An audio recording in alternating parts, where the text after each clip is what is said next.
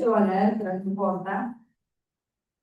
En materia de convivencia, con la apertura de la democracia, nuestro país está transitando, no de un día para otro, y sin darle vueltas, desde un paradigma punitivo basado en el control externo, coercitivo de los vínculos, y en la sanción, pero no entendida como una experiencia de reflexión, sino por un sentido de castigo.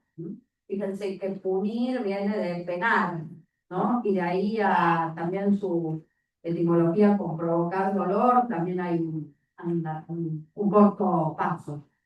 Y el término disciplina, tiempo atrás hablamos de disciplina, ¿no? Fíjense que hoy, donde antes decíamos disciplina, hoy decimos convivencia, proviene de un instrumento, una varita de castigo que se utilizaba en los colegios del tiempo pasado, en la Edad Media.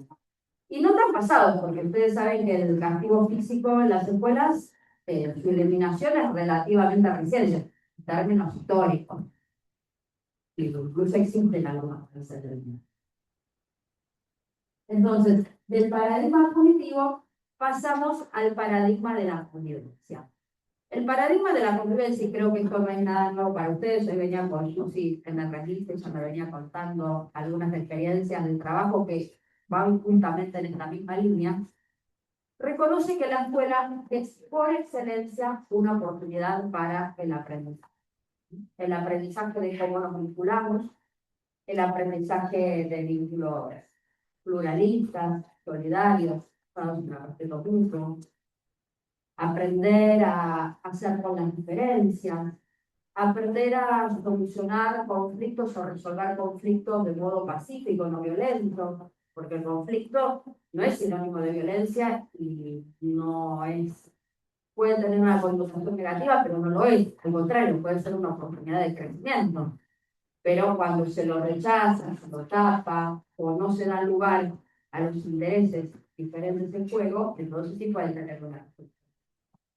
A participar en la vida escolar, que nunca está exenta de tensiones, porque hay que decir que violencia cero puede ser un lindo lema, un título para una presentación, pero no es una realidad. El trabajo en la convivencia es un trabajo cotidiano. La agresividad es en algún punto, podríamos decir, inherente al ser humano, pero eso no quiere decir que se traduzca en violencia. Les doy un ejemplo que me van a comprender en inicial. Los nenes muerden, pero no muerden porque como modo de ser violentos, muerden por una descarga funcional. En algún momento aprenden que eso es violento porque hace doler al otro. Y esa construcción que la hacemos desde que son chiquititos y a lo largo de toda la escolaridad, en algún momento los problemas de violencia estallaban más en la escuela secundaria. Hoy no es lo que estoy viendo. Hoy veo que ya desde el nivel inicial, y no solo por los niños, a veces tal vez más familias en el nivel inicial, hasta en la vida universitaria. Yo actualmente estoy en la universidad y los problemas que vemos son problemas que antes tenían lugar en la escuela secundaria, no en la universidad. Creo que están atravesados. Vivimos, son tiempos, en un texto que escribí recientemente con Beatriz Greco, ¿se escucha bien? ¿No? Sí. Lo llamé de conflictividades exacerbadas. Y yo creo que son tiempos de exacerbación de los conflictos. Hace 10, 12 años atrás, cuando el bullying se instaló en la agenda mediática, pedagógica y social, yo coordinaba el Observatorio de Violencia en las Escuelas, una iniciativa del Ministerio de Educación. Y en aquel momento pude ver efectos negativos, no de que se visibilice el bullying, porque como toda forma de violencia, considero que es positivo que se visibilice, porque se desnaturaliza. El bullying no es cosa de chicos, ni es el derecho al piso que tienen que pagar algunos para pertenecer a un grupo, es una forma de maltrato, y si no somos conscientes de ello, como docentes, difícilmente vamos a intervenir para poner el fin. Pero sí de la forma en que se visibilizó, que criminaliza la infancia, que provoca la representación de que el otro es un enemigo, una fuente de peligro, y eso obtura la construcción que tenemos que hacer en la escuela. Hoy lo venimos hablando con Susana, que es lo que ustedes trabajan con los chicos cuando muerden, pero después lo seguimos trabajando a lo largo de la escolaridad. que es la construcción del otro como semejante. Y esta construcción es fundamental en los temas que nos tocan. ¿Por qué? Porque cuando el otro es nuestro semejante, quien es diferente a uno mismo, pero igual en derechos, funciona como límite ético. ¿Qué significa esto? Que el encuentro con el dolor, la humillación, el malestar, los padecimientos que podemos provocarles, acota nuestras palabras, nuestros actos, cuando nos encontramos justamente con lo que podemos estar provocando. Pero ninguno de nosotros nació capaz de tener en cuenta al otro como semejante. Eso es algo que lo vamos construyendo. Y lo vamos construyendo de la mano de los adultos significativos. Ahora, cuando el otro es un enemigo, esa construcción del otro como semejante se obstruye, se dificulta. Es él o yo. La lógica de la convivencia, digamos, es la lógica de la inclusión, no la lógica de la exclusión. Cuando es el o yo, la convivencia se torna un poco. Entonces yo creo que nuestra sociedad se merece una reflexión acerca de cómo y con qué discursos visibilizó el mundo.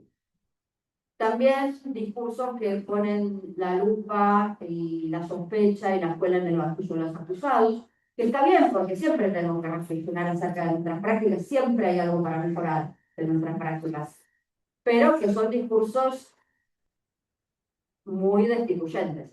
Y cuando declina la autoridad docente, y no me refiero a la autoridad tradicional, hoy en día no, nadie detenta la autoridad por el hecho de tener un título, un cargo en el bolsillo, y eso está bien, es una oportunidad, es una construcción, ¿no? Construimos un lugar de autoridad colectivo, con la comunidad, pero algunos discursos socavan esa construcción. No es fácil ser adulto hoy, y si a eso le sumamos discursos que ya ponen la sospecha, ya ponen a la escuela como prejuicio bajo sospecha, esa construcción se hace un poco más difícil.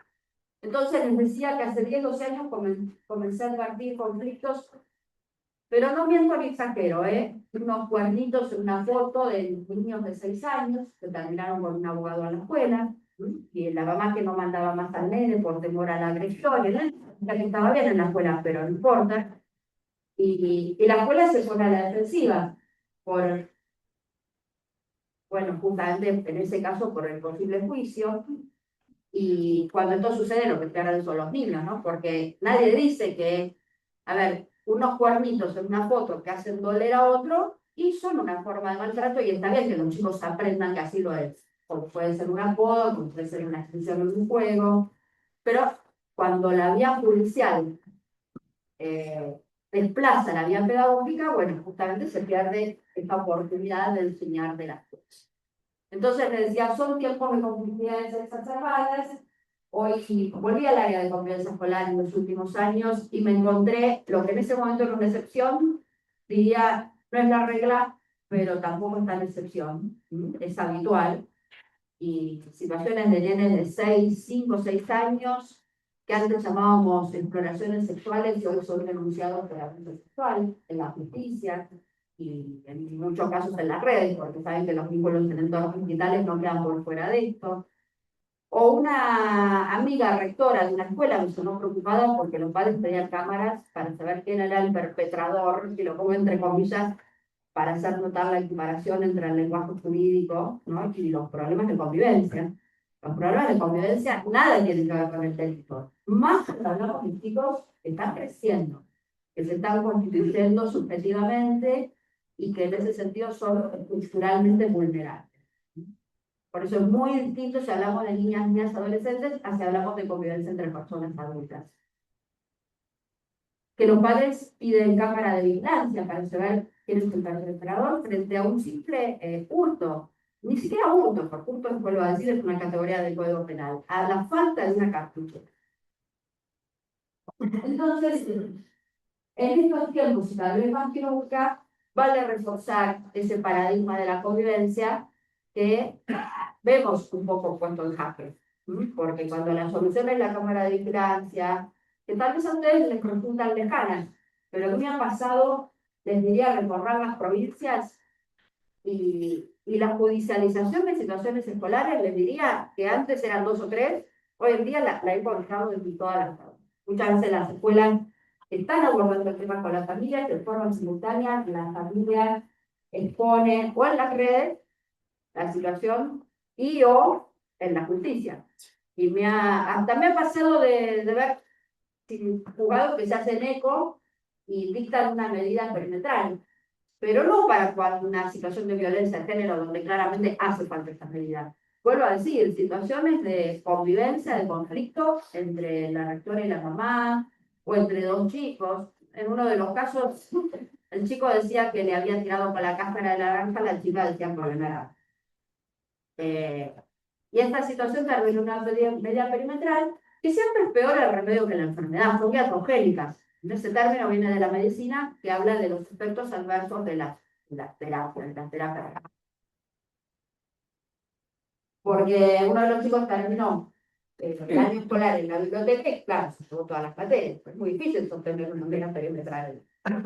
Pero vuelvo al tema de la convivencia.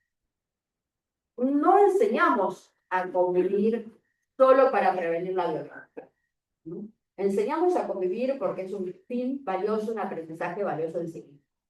Que lo podríamos enmarcar en esa función de la escuela, que es la formación para la ciudadanía, en y para la ciudadanía. ¿Vieron que ahora se utiliza la expresión en y para? ¿Por qué? Porque como dice Tonucci, los chicos no son futuros ciudadanos, son ciudadanos. No los estamos formando para el día de mañana. Hoy se están ejerciendo. Y también en las otras funciones de la escuela, que es la formación para la continuidad de los estudios, que también requiere los vínculos que están presentes en realidad, cualquier actividad humana está presente en la función vincular. Y para la inserción en el mundo del trabajo. Ahora bien, la enseñanza de la convivencia atraviesa a la experiencia escolar en su conjunto. Los chicos no aprenden a convivir solo en algunas materias, formación ética y ciudadana, ESI, tutorías, educación física, solo por nombrar algo. Tampoco aprenden en algunos momentos, por ejemplo, cuando elaboran acuerdos de convivencia, cuando funciona la asamblea de aula, de curso, de consejo. Después me cuentan ustedes que si tienen experiencia en alguna de estos dispositivos. Aprenden a convivir en el día a día escolar, de cómo la institución se posiciona, de cómo se posiciona frente a los conflictos, de qué tratamiento hace de las diferencias, de si habilita o no la participación. Porque también hay que decir que muchas veces forma parte de lo que llamamos currículum oculto. ¿Saben qué es el currículum oculto? Es lo que enseñamos dentro, pero no está en ningún currículum, en ninguna planificación, pero lo enseñamos. Y muchas veces ese currículum oculto entra en contradicción con el explícito. Porque no es oculto por voluntad de ocultarlo. Es oculto porque muchas veces no tenemos conciencia de que lo enseñamos. Pero se transmite. Les doy algunos ejemplos. Los reglamentos escolares. Cuando reproducen estereotipos de género. Y porque entonces las mujeres, el cuerpo de las mujeres, ustedes leen los reglamentos más tradicionales y la vestimenta de las mujeres ocupa largas partes, mucho más que la de las varones. O actualmente de los varones, y no digo que cada sociedad y cada comunidad va a su tiempo, no digo con esto que tiene que ser así, pero cuando prohibimos el pelo pintado, las uñas pintadas en los varones. O en las prácticas, cuando en el recreo los varones juegan al fútbol en todo el espacio, bueno, ustedes acá tienen un espacio enorme, pero en los patios más chicos juegan al fútbol en el patio y las nenas juegan en los ¿no? En los lugarcitos que le dejan los varones. Me acuerdo, miren, yo trabajaba en una escuela secundaria de adultos y estaban viendo en ese momento con la profesora de Ética y Ciudadana un documental lindo, se los recomiendo, no sé si lo conocen, que se llama Los Cuerpos.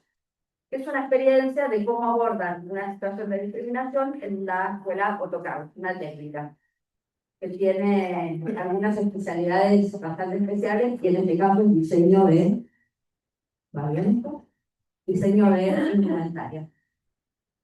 También esta película que habla del valor de las diferencias. Entonces los estudiantes plantearon que si las diferencias eran valiosas, entonces, ¿por qué una regla que había en la escuela es que estaban prohibidas las remeras con insignias deportivas o políticas o de bandas musicales. Y la verdad, tenés razón, porque si las diferencias, esa regla que había en algún momento, no se sabe bien cómo ni cuándo se había acordado, pero mucho tiempo atrás, y que además parece que existe en varias escuelas, se basaba en que las remeras provocaban conflictos, provocaban peleas. Y los estudiantes decían, bueno, pero si las diferencias son valiosas, tenemos que aprender a exhibirlas y a no pelearnos. Tienen razón, ¿no es cierto? Sin embargo, el director perdió esa oportunidad de aprovechar ese conflicto porque cerró el diálogo, les dijo, bueno, pero esto ya fue acordado. Claro, había sido acordado cuando esa gente ni siquiera estaba en la escuela, porque eran 3 años, y como todo conflicto, cuando se lo tapa, cuando se le da lugar, escaló y terminó con una patada. Entonces, fíjense cómo lo que estaba enseñando la profesora se contradice. Me pasó en otra oportunidad también que estaban trabajando igualdad de género y era el día de la primavera, yo estaba con una practicante. Y la profesora, con la mejor de las voluntades, los chicos estaban muy alborotados para permitir dar clase. Los varones estaban más alborotados con las mujeres, entonces dejó salir a los varones, tiempo atrás, hoy creo que esto no sucedería. Dejó salir a los varones y le dijo a las chicas que se queden. Imagínense la que se armó, ¿no? Bueno, muchas veces hay un concepto de la ESI que son las puertas de entrada, que es la reflexión sobre uno mismo, la reflexión sobre las prácticas, el currículum y las situaciones que irrumpen. Esas son las puertas de entrada también de la convivencia. La reflexión sobre la convivencia empieza por la reflexión sobre la institución, sobre nosotros mismos, sobre los modos en que nos vinculamos. Bien, podemos ir a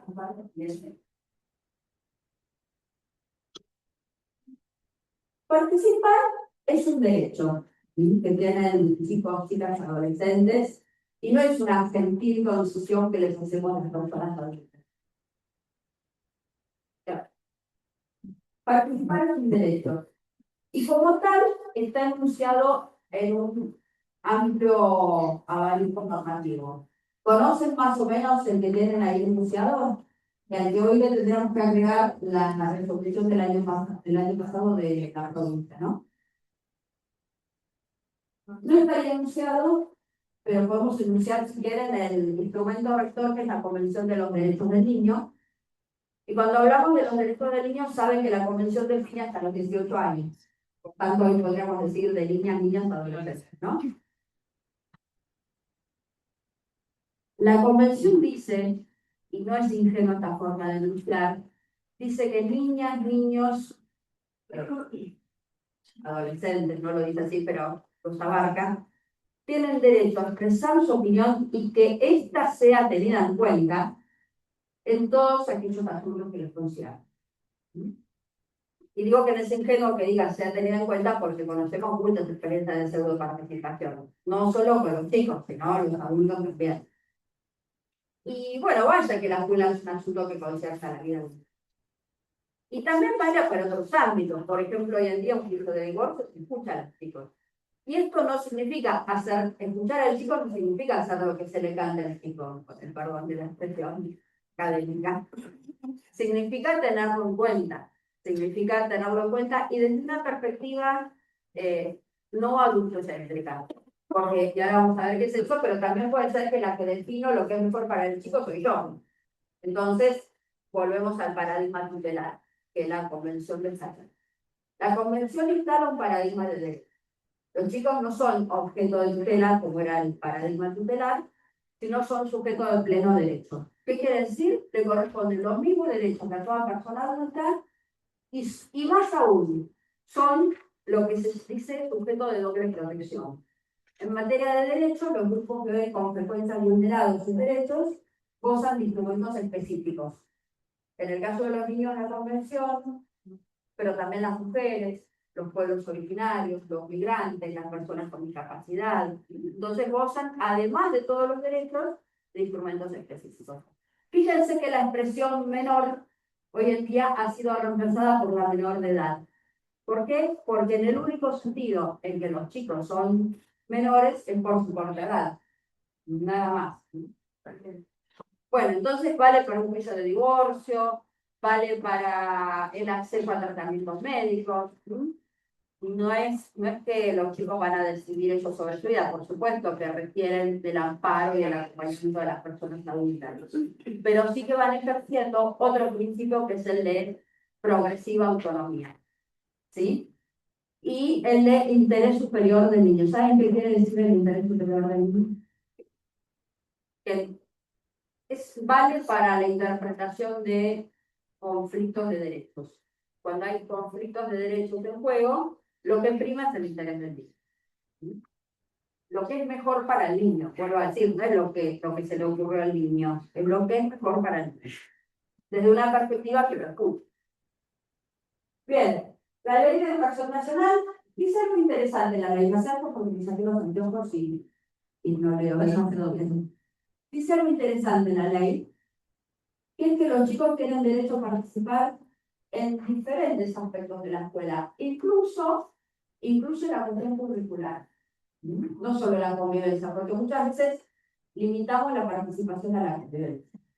Pero los chicos no van a decidir si quieren o no aprender proporcionalismo, porque hay un currículum que nos precede incluso a nosotros docentes, que es una selección que hace la sociedad de lo que considera significativo transmitir a las jóvenes generaciones. Pero tienen mucho para decir, qué temas les interesa, no sé, en la sala inicial, si quieren trabajar con los dinosaurios o con los astros, por decir algo, ¿no? Ustedes sabrán qué películas quieren ver, qué novelas quieren leer, excursión que les interesa, juegos. Tienen mucho para decir los chicos acerca de sus aprendizajes.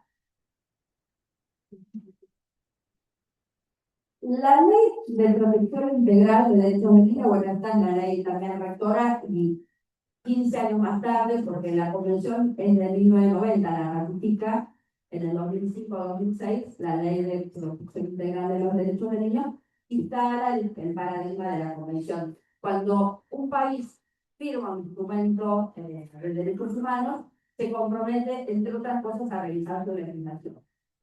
Entonces, 15 años más tarde, la Argentina asume ese compromiso y sanciona la ley que reemplaza la ley Agote, que era la ley del patronato, ¿no? Porque justamente respondía a ese enfoque tutelar y por el cual los jueces podían decidir sobre la vida de los niños, y muchas veces lo que se terminaba criminalizando eran las situaciones de pobreza, ¿no?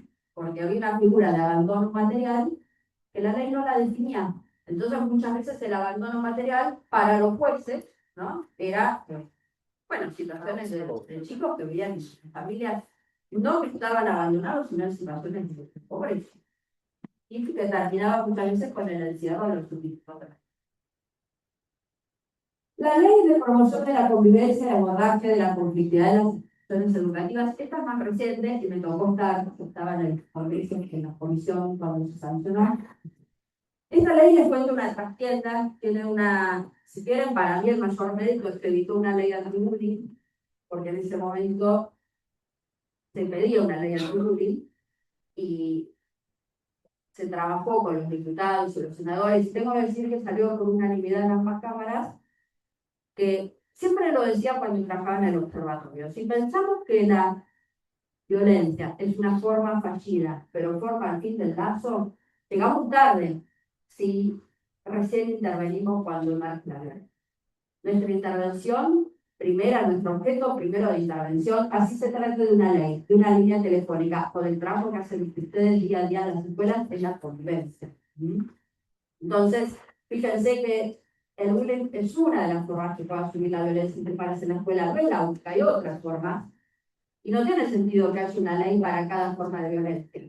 En realidad, la ley de convivencia, los medios la llamaron ley anti-bullying, pero no es una ley anti-bullying, es una ley justamente sobre la convivencia, que incluye el bullying, que incluye otras formas de violencia, pero que básicamente refiere a la convivencia.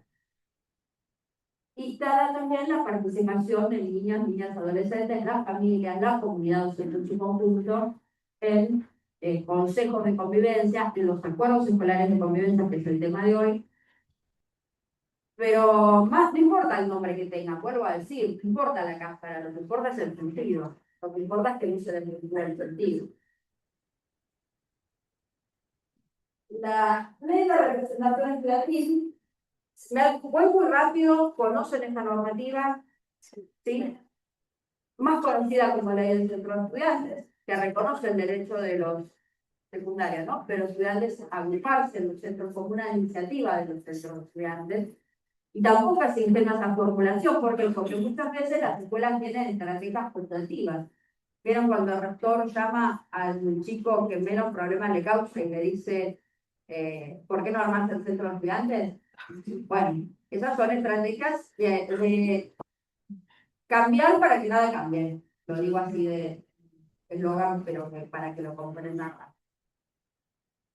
Y finalmente, las resoluciones, la 93 es para el nivel secundario, la 239 es similar a la 93, pero para los niveles inicial y primario, que también instala la participación, los órganos de participación, los acuerdos. La 239 también tiene algo interesante, y en esto me hago una autocrítica, porque yo participé en la 93, que también amplía la participación a todo lo que sucede en la escuela, no, más allá de los vínculos que la comunidad. Bueno, y me está yendo la más reciente resolución, no me acuerdo, 1650, digo bien el número, de provincia de Buenos Aires, que lo llama acuerdos institucionales de convivencia, pero el nombre es lo mismo. No importa si decimos acuerdos escolares, AEC, AIC, el nombre es lo mismo. Lo que importa es lo que hay ahí. Ahí no. Bueno, les decía hace un rato, en este mundo, ¿no? Donde tal vez lo que prevalece son discursos que criminalizan, que apuestan y fragmentan aún más el lazo social, que obturan la construcción del otro como semejante. La participación justamente es la puesta al lazo, ¿sí? Es la puesta, lo que les decía hoy al principio, para el momento que compartimos a la mañana, a la construcción de comunidad. La comunidad, toda la comunidad se construye con lo que hacemos en el día a día, no se construye de una vez y para siempre, se construye y se sostiene. Por eso me gustó y me pareció además tan movilizante y pertinente este momento que compartimos a la mañana. Entonces, es una puesta al lazo, y en este mundo de conflictividad exacerbada yo diría que es contracultural. Tiempo atrás, cuando nuestro país se abrió recién a la democracia, ¿se acuerdan que el significante de moda era mediación? ¿Recuerdan? Uno hablaba de convivencia y todo el mundo hablaba de mediación. Más allá, yo nunca me enamoré de la mediación, sí, me parece valioso como estrategia de resolución de conflictos, pero más allá de eso creo que daba cuenta de una sociedad que se encontraba con el conflicto y quería darle lugar. Hoy en día lo que prevalece, y vuelvo a decir, de la mano de los discursos sobre el bullying, es la denuncia. Pero si ustedes leen la legislación sobre el bullying, van a ver que toda ella se basa en la denuncia. De los chicos, la denuncia por la vía penal, y de incluso los docentes, que no hicieran nada por la función. Cuando sabemos que a veces puede ser que la escuela no haga nada, puede ser que actúe a tiempo, fuera del tiempo, perdona, del tiempo, o de modo parcial, o incluso no acertado. Pero también es cierto que muchas veces no hacer nada es no hacer lo que los padres quieren que hagan, que es la expulsión, ¿no? El otro día me contaban en Caleta Olivia que tienen un nene, que el nene tiene problemas motrices, entonces los empujan los chicos, pero no lo hacen intencionalmente. Los chicos le dicen a las mamás que le pegan. Entonces, las mamás quieren que lo saquen al nene de la sala. Aparte que obviamente esa nunca es la solución. ¿Qué aprenden los chicos si frente a la situación? No, la solución es la expulsión. Pero además hay un problema porque es una comunidad chica y una sola sala. Bueno, son paradigmas que si quieren prevalecen, y a veces no hacer nada es no hacer lo que la escuela quiere. Entonces, en este contexto la participación creo que es contracultural, que a veces es un poco la tarea que hacemos en la escuela, porque a veces la escuela rende un poco, ¿no? El dulce de leche, pensando en, no digo contra la sociedad, pero sí pensando en una sociedad un poquito mejor. Me parece que siempre la escuela cuesta un poco una situación, pero bueno, hoy específicamente la idea es trabajar con acuerdos escolares de convivencia. Conocen del tema, tienen experiencia en la escuela. ¿Cómo vamos hasta acá? Escuché sí por ahí, ¿a qué les pasó? Cuéntenme un poco ustedes. Estoy renga y soy corta de vista, así que llegue y veo quién nace. Igual creo que pueden hablar sin micrófono, ¿no? Entonces necesitamos. Lo hago por la grabación. ¿Y cuál también? Ah, Bueno, voy a hablar yo. Igual tranqui que creo que me escuchan todos los audios. Si me equivoco, necesito el corte. En el inicial tenemos acuerdos cuando empiezan las familias, la primera reunión. Bueno, una de ellas es, por ejemplo, llegar a horario, el horario de entrada y salida, respetar el uniforme, cómo deben venir los niños y las niñas para el periodo de adaptación, qué deben traer en la mochila, cómo vamos a ir realizando las diferentes actividades, contarles también qué institución eligieron, ¿no? Porque, por ejemplo, nosotros tenemos muchas actividades a lo largo del año y necesitamos el acompañamiento de la familia. Y bueno, a veces por ahí en agosto ya están cansados, entonces dejar en claro esto de que, bueno, la verdad que necesitamos que estén y que acompañen a las infancias. No sé si alguien más quiere sumar algo. El inicial y el olvidar. bueno, esos acuerdos se construyen con la participación de la comunidad. Bien, ¿cómo es tu nombre? Micaela. Micaela, gracias, Micaela. Ah, bueno. ¿Alguien más? ¿Secundario del paso por acá? ¿A qué paso?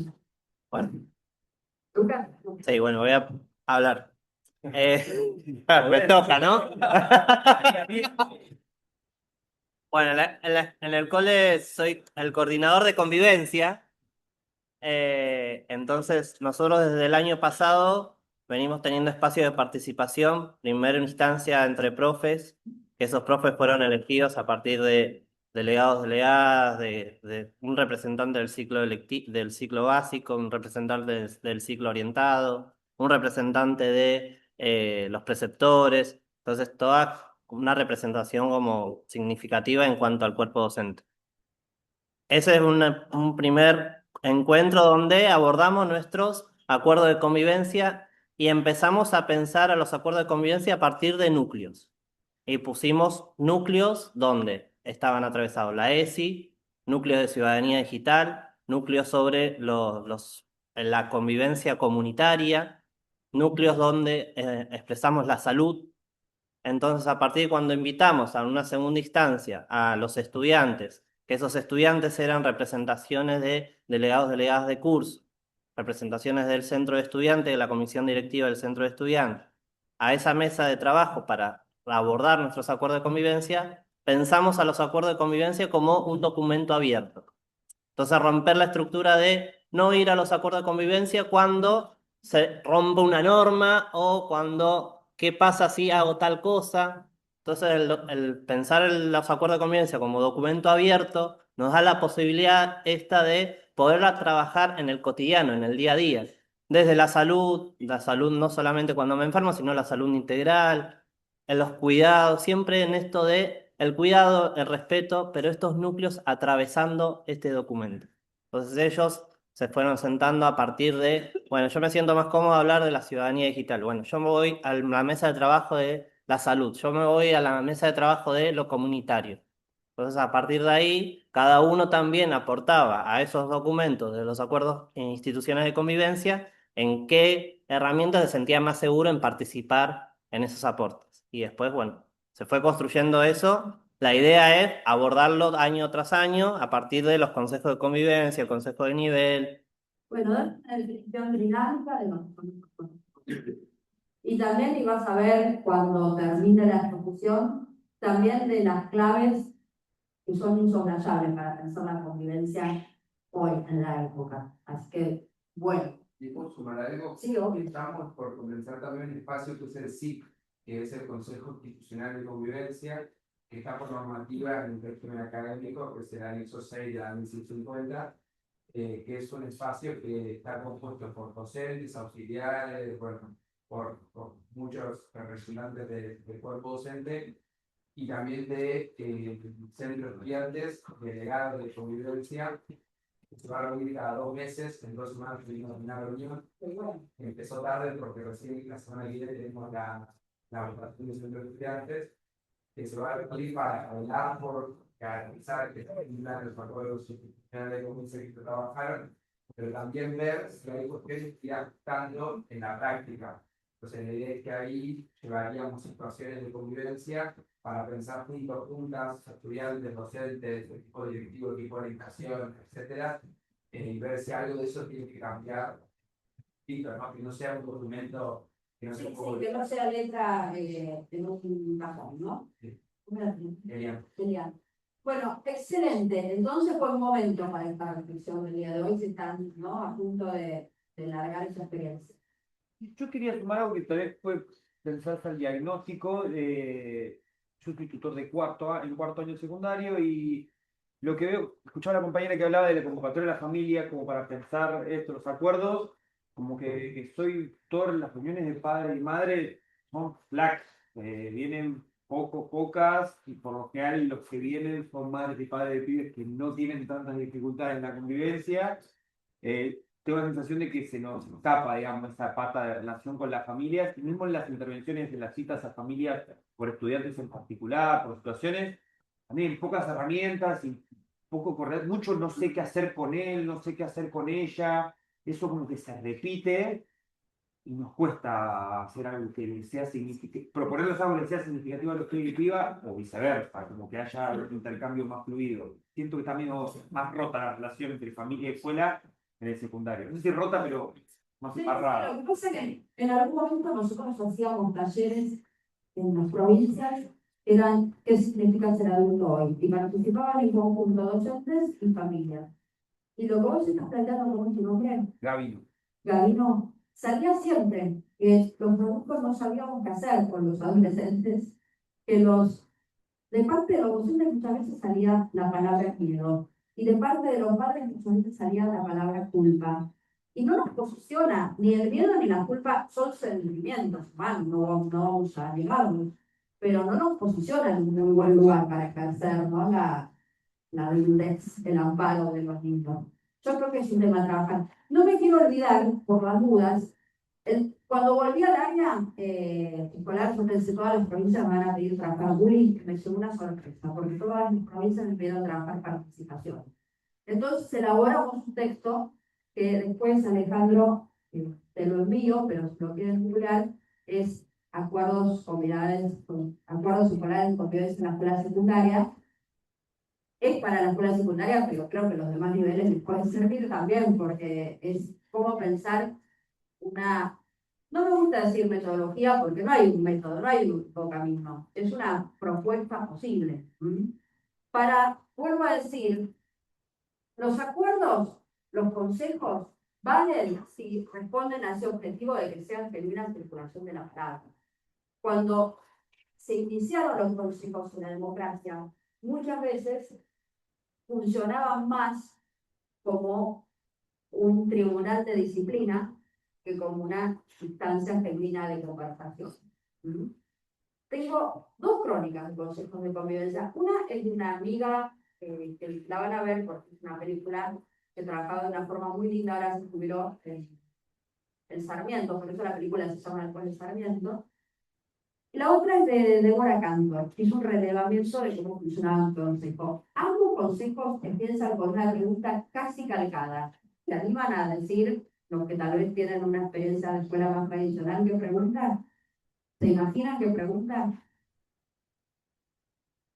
¿Te arrepentís de lo que hiciste? Bueno, ¿es una pregunta eso? ¿Es una manera de preguntar o es una afirmación? Ahí yo estoy diciendo, te tendría que arrepentir de lo que hiciste, no hay pregunta. Fíjense qué distinto si le decimos a un chico por qué sos malo con tu compañero, a si le preguntamos qué te está pasando.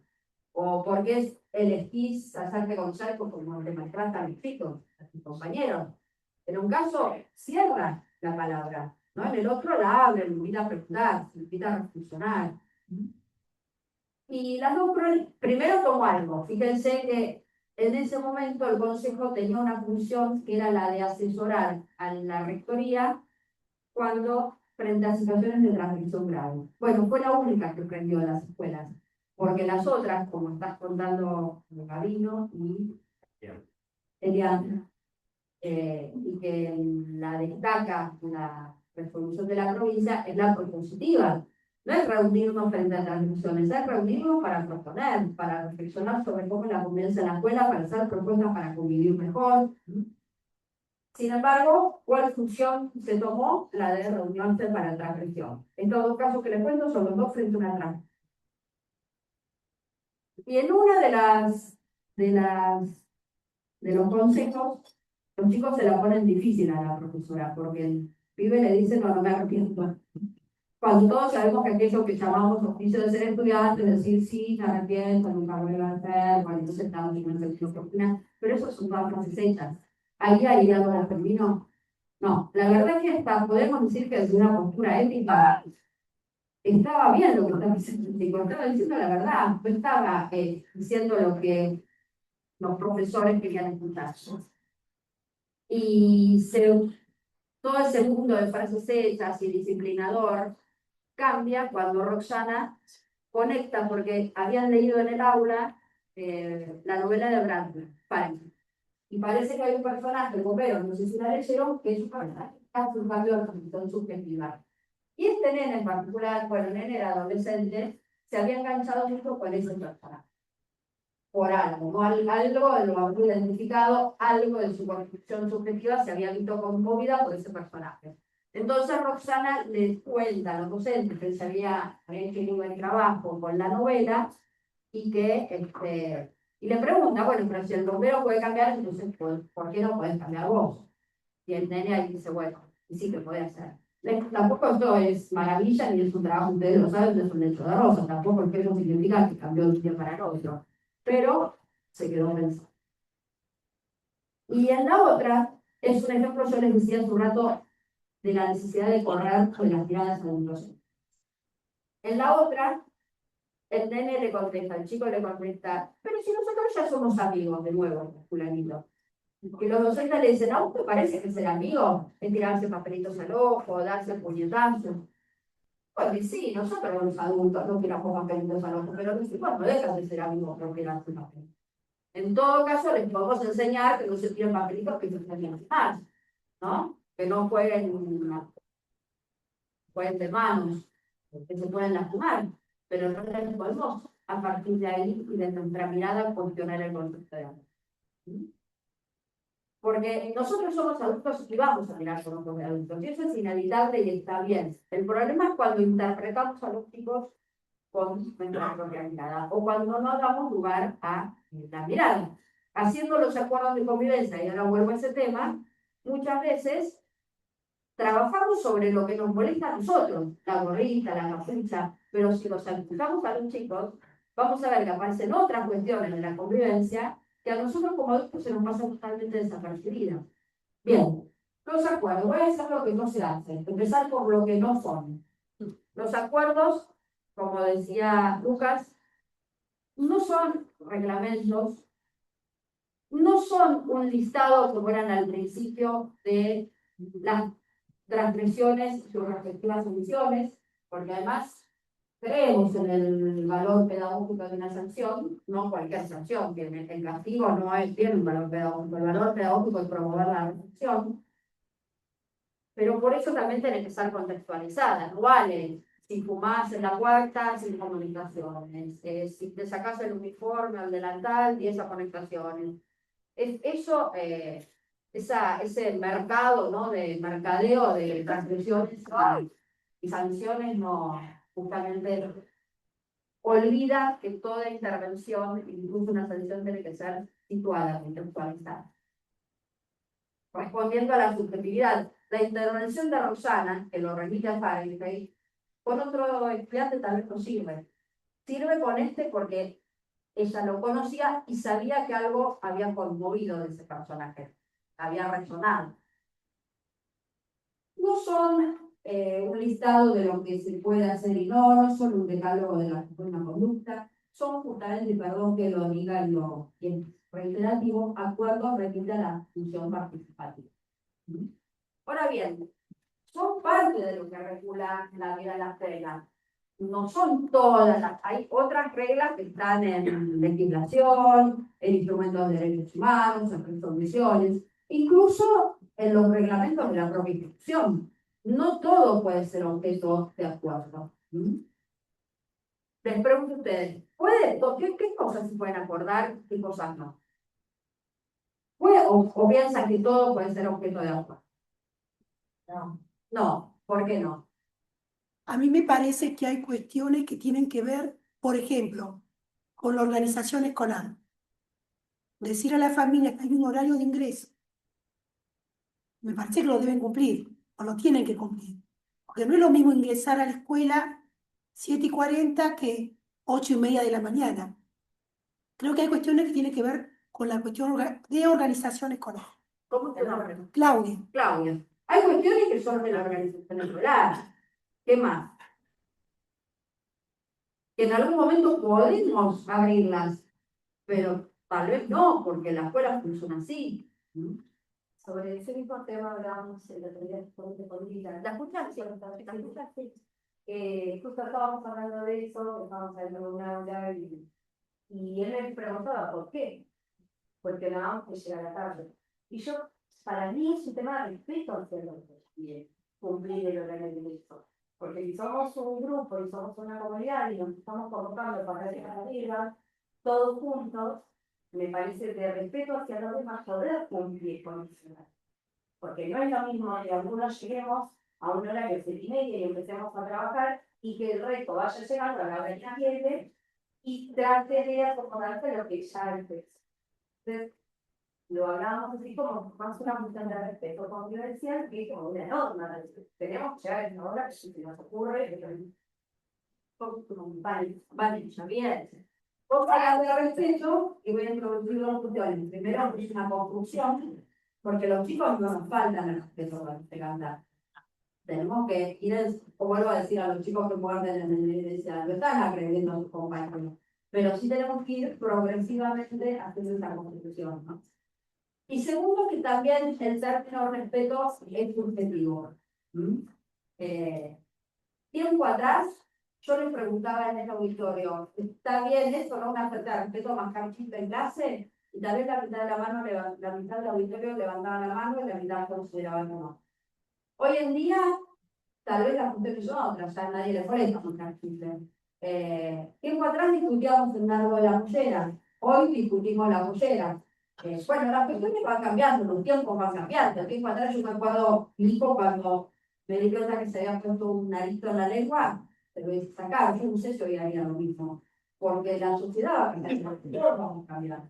No, tiempo atrás le decíamos a los chicos, no un tatuaje, porque el día de mañana, cuando te entrevistes, te van a discriminar por ese tatuaje, que hoy en día el que entrevista también tiene el tatuaje. Entonces, digo, las cuestiones de qué es, les voy a dar, vamos a analizar justamente un caso que se basa en esto, ¿no? En la idea de qué es el respeto. Perdón, ¿Alguien levantó? pienso un ejemplo que antes no pasaba, después con el tiempo aparece como una ley, no creo. El tema de fumar, de las personas que fuman.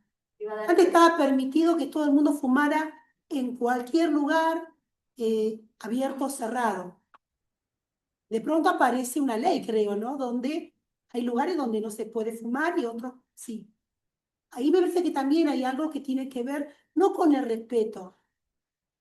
Yo creo que tiene que ver con una cuestión también de convivencia. Sí, con hacer posible una convivencia.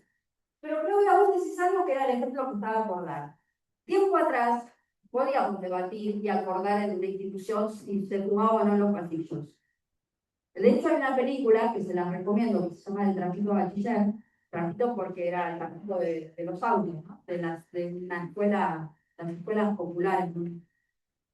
En esa película hay una escena de debate muy interesante sobre si fumar o no en los pasillos, que están quienes dicen que sí, que no. Bueno, hoy en día, ¿eso podría ser objeto de acuerdo?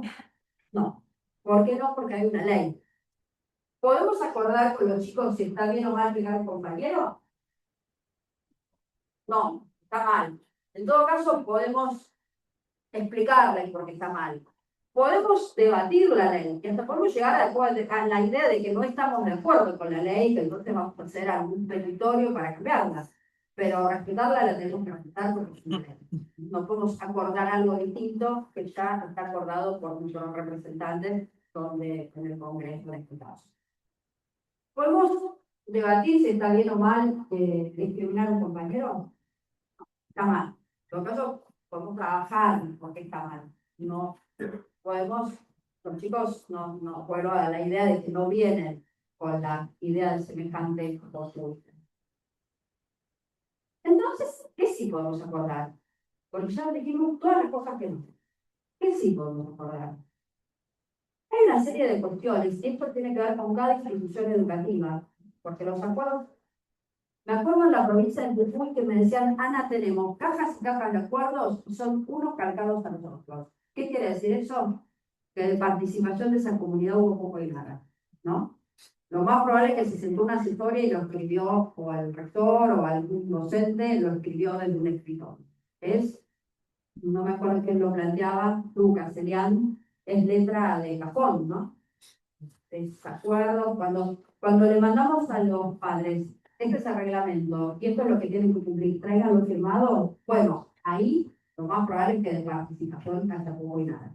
Y con esto no quiero decir, obviamente, que hay un reglamento que tienen que cumplir y que puede ser el horario, que puede ser determinadas pautas de uniforme, de vestimenta, etcétera, etcétera. No digo, hay pautas que no vamos a acordar, que ya están fijadas porque la comunidad, porque la institución las considera importantes. Hay muchas cuestiones, tal vez no son las más importantes en las escuelas, pero sí son fuentes de fricción, y tienen que ver con cada comunidad. Y también, vuelvo a decir, con la historia. Tiempo atrás discutíamos el largo de la mollera, hoy creo que nadie discute el largo de la mollera, ¿no? Hoy los chicos se discuten si llevan o no bermudas, el pelo pintado, las uñas pintadas. Hace 40 años atrás, ningún reglamento acuerdo hubiera incluido los pelos pintados porque simplemente los chicos no se pintaban. Pero que sí son una fuente de fricción cotidiana, lo que era antes de la ley Fumar, como trajo Claudia. En mi escuela, un tema era la mandarina. Y ustedes se preguntarán, ¿quién tiene que ver la mandarina con la convivencia, no? Acá también. Pero acá también. Era la mandarina. ¿Por qué la mandarina? Claro, porque llegaban a las 6 de la tarde, luego de trabajar, la mandarina es un alimento saludable, económico, la mitad del grupo comía mandarina, y a la otra mitad del grupo le molestaba el olor. Entonces, ese fue un tema a trabajar. Y acordaron, y fíjense que esto, si quieren, es lo interesante, luego de escucharse mutuamente, unos y otros, acordaron comer la mandarina, pero con determinadas pautas de cuidado. Por ejemplo, solo comerla al inicio, lavarse las manos, tirar las cáscaras en una bolsita y en un tacho fuera del aula. Y si quieren, lo interesante es que ambos se escucharon, ¿no? El mejor debate no es como en la televisión del que gana, lo que quiera. El mejor debate es el que uno se deja conmover por la visión del otro. Ese es el mejor de los debates. Y fíjense que lo interesante dejó de ser mandarina sí, mandarina no, sino mandarina con ciertas pautas de cuidado para. Hay un ejemplo muy lindo, se lo voy a adelantar aunque está en una situación, pero porque es muy lindo y habla de lo que decíamos de respeto, con la gorrita. Parece que es un problema recurrente, la gorrita. Acá no, pero en muchas escuelas, y cuanto más tradicional más, que la gorrita de noche. Entonces, los docentes les decían que era una falta de respeto a la gorrita. Y los chicos le contestan, pero ¿cómo va a ser una falta de respeto? Si la gorrita es la que usa el líder de una banda musical que ellos seguían. Claro, para los chicos tenía un valor identificatorio, identitario, la gorrita, no era una falta. Los chicos no les estaban faltando respeto a la docente. Para ellos tenía otro valor. Podemos agregar también del lado de los chicos, vieron que la adolescencia en general cuesta exhibir el rostro, ¿no? Por eso la gorrita, tal vez en la escuela privada la capucha, o en otro nivel adquisitivo. En las clases, las cámaras apagadas, en los encuentros sincrónicos. Exhibir el rostro no es fácil, y más en ese periodo de la adolescencia. Chicos que cuando volvieron a las clases no se querían sacar el barbijo. Bueno, podemos agregar también de parte del mundo adulto los prejuicios de la gorrita. Por yo en una provincia del norte, no importa cuál, tenía un docente que decía que la gorrita de los chicos era una falta de respeto, pero él tenía puesta la gorrita de campo y eso a él no le parecía una falta de respeto. Bueno, entonces los docentes escuchan a los chicos que no les están faltando respeto. Y los chicos dicen, entonces, ¿qué les molesta de la gorrita? Nos molesta que no les podemos ver los ojos, la cara cuando lo enseñamos. Y ese argumento, si quieren, es razonable, porque la enseñanza es comunicación y el contacto visual en general existe en la comunicación, ¿no? Entonces los chicos dijeron, entonces podemos hacer una propuesta, usar en el aula la gorrita, pero con la visera para atrás. Y ese fue el acuerdo. Y fíjense, lo interesante es que el acuerdo es superador, porque no es gorrita sí, gorrita no, es gorrita con la visera para atrás. Y fíjense también que muy difícilmente en otra escuela el acuerdo sea gorrita sin la visera para atrás, porque ese acuerdo es fruto de esa conversación, de ese encuentro, de que unos comprenden que los chicos no les están faltando respeto, pero también los chicos comprenden que los docentes requieren más alcance. Entonces, ¿y saben cuál es el valor? ¿Qué pasó en esta escuela con el acuerdo? Cuando los chicos entraba uno con la visera para adelante al aula, sus mismos compañeros le decían, rescatate la visera para atrás. ¿Qué quiere decir esto? Que los acuerdos también son una estrategia para la construcción de la legalidad, de la legitimidad de la norma. Porque una norma puede ser legal, pero eso no significa que sea legítima. ¿Cuándo es legítima? Cuando la comunidad se la asocia. Si los mismos chicos le dicen a sus compañeros la visera para atrás, eso significa que hubo una construcción de legitimidad. Cuando por el contrario, y lo decías Lucas hace un rato, los acuerdos son vivientes, porque podemos acordar algo y si nadie lo respeta, bueno, algo está pasando con ese acuerdo, ¿no? Si no es que hay una transgresión, la transgresión es inherente a la humanidad, la va a haber, pero si nadie respeta un acuerdo, bueno, tenemos que pensar qué pasa con ese acuerdo. Ana, sumar algo allá, consultarte. Me parece que, digo, por cosas que vas diciendo, los ejemplos que vas dando, digo, a veces no es sí o no, sino es cómo, ¿no? Yo pensaba en, o sea, hablamos con Andy del celular, ¿no? Que también, por lo menos en el secundario, es un tiempo para pensar y no llegamos a sí o no, sino llegamos a cómo usarlo en la escuela. Pero también pensaba esto en el sentido de los auriculares. Yo pensaba en que quizás los acuerdos nos tienen que llevar a esto, a pensar intermedios, ¿no? O preguntaba qué cosas no negociamos. Y capaz una decisión pedagógica en el aula no negociamos, pero debajo de esa no negociación hay algo más chico que en el cuadro de la no negociación podemos negociar. No me explico, por ejemplo. Entonces, acá no tengo que sentar acá porque estás hablando y no estás trabajando.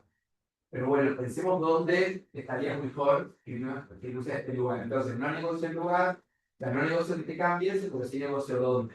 ¿No? Como que a veces también la negociación lleva a que hay cosas que sí podemos negociar y cosas que no.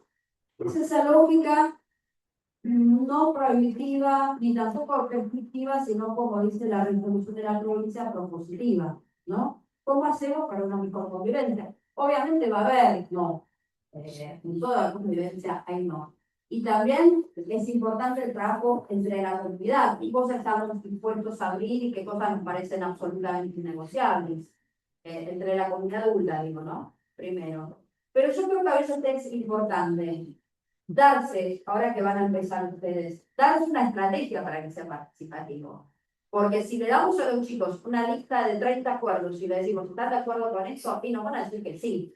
porque todos sabemos que la participación lleva tiempo, que muchas veces nos la queremos sacar de encima y acordamos rápido, pero ahí de palabra, de voz, hay poco y nada. Entonces, tal vez mejor discutir a fondo, identificar cuáles son estos temas, como la mandarina para mi escuela, la semilla de sol, identificarlos con la voz de los chicos, no desde el adultocentrismo, y discutir sobre esos temas. Por supuesto que después el acuerdo no va a ser solo sobre la mandarina, vamos a incluir otras cosas, pero a veces es interesante tener un proceso de debate a fondo, como es lo que les estoy contando, y tal vez discutir 3, 4, 5 temas y no 30 en una misma sesión, porque el resultado de discutir 30 en una misma sesión ya lo sabemos. Vuelvo a decir lo mismo, a mandarle el acuerdo al padre para que lo firme. Entonces eso se va a pasar mucho más un reglamento que un acuerdo. Y les decía salir de la postura adultocéntrica, porque por ejemplo al escuchar a los chicos en una escuela primaria, lo miro ustedes, pero tendrán que mirar ustedes, los chicos plantearon que, claro, tenían un FED, entonces los chicos del séptimo grado, los más altos, les copaban el mostrador, y cuando los más chiquitos querían comprar, la reacción. Entonces, eso fue lo que plantearon los chicos, hacer un acuerdo para que todos puedan hacer uso del buffet. Eso, con ojos de adultos, seguramente se nos pasa desapercibido, ¿no? En cambio, al escuchar a los chicos, surgió que esa era una fuente de malestar. O en otra escuela primaria también, tenían metegoles en el patio. ¿Qué pasaba? Los chicos que estaban en el grado cerca del metegol, corrían, agarraban el metegol y jugaban todo el recreo del metegol. Y los que estaban lejos se quedaban sin metegol. Bueno, ahí hubo que hacer turnos para el uso del metegol. O en la escuela inicial, algo que me pareció muy tierno, que los chicos se querían sentar al lado de la maestra. No después tierno, porque después en secundaria cuando manejan se sientan mejor. Pero aunque nos parezca increíble, lo que generaba fricción entre los chicos era que se querían sentar al lado de la maestra. Y por ser algo que por eso. Pero estas cosas, si miramos desde solo la mirada adultocéntrica, se nos pasan desapercibidas. ¿Por qué? Porque a nosotros tal vez no nos hacen ruido. Pero sí son un problema de convivencia. Claudia. No, pensaba en esto, otra vez voy a volver a algo, al tema de la organización. Yo cuando empecé a trabajar acá en la escuela, yo venía de otra experiencia, de donde era una escuela mucho más chica y había más problemas de convivencia que acá. Yo me preguntaba por qué, habiendo tantos niños, una escuela tan grande, yo notaba que la convivencia era hermosa, yo lo veía así. Y después empecé a ver, por ejemplo, empecé a ver el tema de los recreos. Hay dos tipos de recreo, el de primer ciclo, donde están los más chiquitos, y lo de donde están los más grandes. Porque el tema del kiosco también surgió una vez, y no surgió solamente por el primario. Surgió porque resulta que a veces venían los chicos del secundario y se adelantaban, y los nenes del secundario, del segundo ciclo, llegaban tarde a comprar. Se quejaban. Entonces creo que la organización también es clave, pienso, ¿no? Para evitar algunas cuestiones. Lo veo como una cuestión hasta de anticipar algunas cuestiones conflictivas. Creo eso, porque aparece otra vez ahí. Muy fácil, violencia cero es un lema, un tipo de la fundación que existe. Conflicto cero tampoco existe. Pero todo lo que la escuela trabaja en pos de la convivencia, yo creo que va a encontrar a la escuela mejor parada a la hora de que irrumpan los conflictos, a la hora de que irrumpa una situación. Y además, en general, las escuelas tienen un menor grado de... Las escuelas que hacen de los vínculos objeto de enseñanza y de aprendizaje y objeto de participación, de comunicación con las familias, suelen tener menor conflictividad. Por eso lo importante, les recalcaba hoy, de hacer comunidad, ¿no? La comunidad se hace, no está dada. Bueno, y para cerrar, ya, ¿cómo vamos con el tiempo? ¿Están cansados? ¿Vamos bien? Hacemos. Podemos hacer un cortecito, pero quiero cerrar diciendo algo, retomando algo que planteó Lucas. Creo que hay cuestiones que hoy son insoslayables para pensar los acuerdos de convivencia. Uno, pensarlos en clave de género. Hace 2 o 3 años trascendieron muchas situaciones a la prensa que se originaban en micromachismos, a veces no tan micro, más macro, pero que creo que todos los hemos vivido en la escuela. Los varones que te ponían el espejito para mirarte, o espiaban en los baños, los desiguales usos de las vestimentas, algunos toqueteos, que cuando son niños no son abusos, vuelvo a decir, están aprendiendo, bueno, depende de las circunstancias, ¿no? Pero estos son micromachismos. Pero hoy en día, y esto es una buena noticia, la sociedad fue cambiando en temas de género. Tal vez no nos damos cuenta, pero creo que fue cambiando y nos obliga a los adultos a estar a la altura de las circunstancias. Entonces creo que hoy en día no podemos no pensar los acuerdos en clave de la convivencia, sino es en clave de género. A veces los adultos seguimos naturalizando algunas discriminaciones y las jóvenes generaciones son más. Por ejemplo, a nosotros los varones nos decían, no, las nenas no juegan al fútbol porque no saben patear porque no saben doblar la rodilla para patear, y las nenas no jugábamos al fútbol y ninguna se enojaba. Hoy en día algunas nenas se enojan si no las dejan jugar al fútbol. La segunda cuestión es los vínculos en los entornos digitales. Fíjense que hoy gran parte de lo que sucede, no transitamos una vida online y otra offline. Hay conflictos que se inician en la escuela y continúan en las redes y viceversa. En realidad el término virtual cayó en desuso porque no es una imagen de la realidad, es la realidad. Y algunas pautas que antes valían, por ejemplo, a 5 cuadras de la escuela, fuera del horario escolar, hoy hay que redefinirlas, porque se redefinen las coordenadas de tiempo y espacio. Si quieren, desde el minuto 1, parece una discusión saldada, pero no lo está. Muchas veces las familias dicen, pero ¿por qué se tiene que meter a la escuela si esto no sucedió en la escuela? O los docentes dicen, pero esto no sucedió en la escuela, ¿por qué tenemos que intervenir? Yo tengo mi posición tomada, de que sin estar inmiscuyéndonos y sin estar haciendo una tarea de detective, tenemos que intervenir porque, vuelvo a decir, son dos caras de la misma moneda, que afecta a lo que sucede en la escuela, que afecta a los chicos. Pero aún no está saldada. Y la última es pensar en la clave de cuidado. Qué distinto es si decimos mandarina no se come la mandarina, prohibida la mandarina, así pensamos cómo comer para no molestar al otro. El mate.